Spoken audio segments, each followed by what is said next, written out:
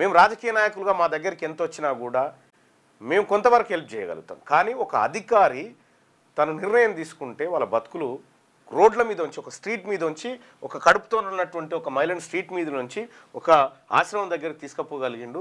నిజంగా వాళ్ళతో ఒకసారి మాట్లాడదాం.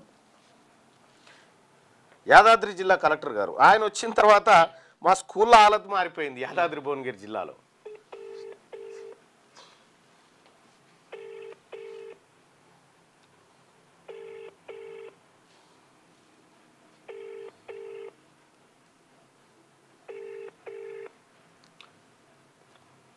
హలో నరేష్,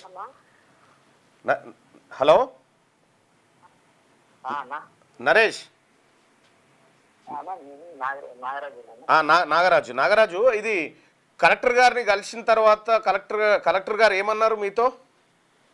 అది ఇల్లు అది సెకండ్ టాప్ ఏదో ఉంటదంట కదన్నా, సెకండ్ టాప్ లో ఉన్నది, నాది పేరు ఉన్నదన్న ఆల్రెడీ. అది నెంబర్ దిగితే చూపించిన నాకు, ఇల్లు నెంబర్ 49 వచ్చింది. ఓకే, శాంక్షన్ అయినట్టు ఆల్రెడీ ఉందని ఉన్నది. అలా జాగా లేక ఆగింది.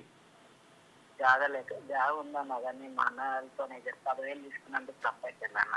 అదే ఇంకొకటి, ఇప్పుడు కలెక్టర్ గారు మిమ్మల్ని మంచిగా రిసీవ్ చేసుకున్నాడా? మంచిగానే మాట్లాడి కూర్చోబెట్టండి, చదివేస్తే దయసి బంద్ చేసి బాగానే మాట్లాడండి, అట్లేం లేదు. మర్యాద మంచిగా చేసి ఫ్రైడ్ రైస్ అనేది తెప్పించండి, ఎగ్గుది డబ్బులు కడుపు నిండా వేసుకుని మంచిగా చూసుకుని వాళ్ళు. బట్టలు కూడా కొనిచ్చిండా? బట్టలు కూడా కొనిచ్చిందమ్మా. Okay okay right. కలెక్టర్ గారితో టచ్లో ఉండండి, మీకు మంచిగా చేస్తాడు ఆయన, సరేనా? సరే అన్న, జర కొంచెం మంచిగా ఇల్లు ఒక జర వచ్చేటట్టు.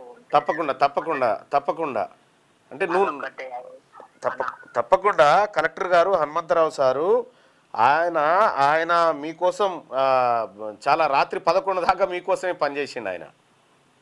అవునన్నా, ఆయన చాలా మంచి మనిషి. ఓకేనా? అదే అన్న, అదే థ్యాంక్స్ అన్న. అదే ఓకే తమ్ముడు, అందరు మంచిగా చల్లగా ఉన్నారు. మంచి తమ్ముడు, ఓకే.